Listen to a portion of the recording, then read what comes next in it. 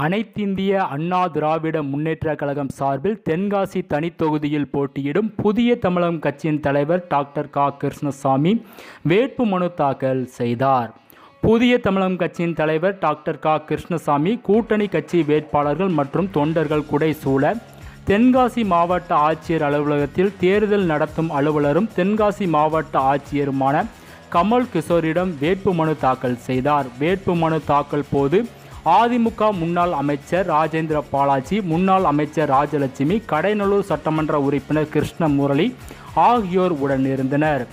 பாஜக கூட்டணியில் உள்ள தமிழ் மாநில காங்கிரஸ், அம்மா மக்கள் முன்னேற்ற கழகம் ஆகிய கட்சிகளுக்கு கோரிய சின்னம் உடனே ஒதுக்கப்பட்ட நிலையில் திமுக கூட்டணியில் உள்ள விடுதலை சிறுத்தை கட்சி மற்றும் அதிமுக கூட்டணியில் உள்ள புதிய தமிழகம் கட்சிக்கு சின்னம் கிடைப்பதில் இழுபறி நீடித்து வந்தது.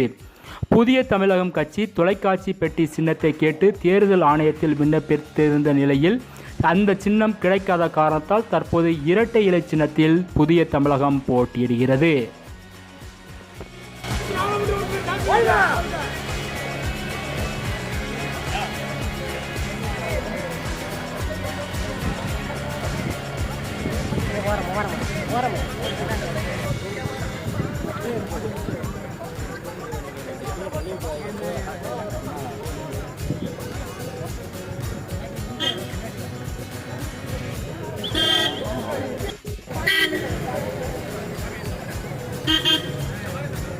இந்த பக்கம் ஓடிட்டீங்க, நம்ம வண்டி வெளியே எடுங்க.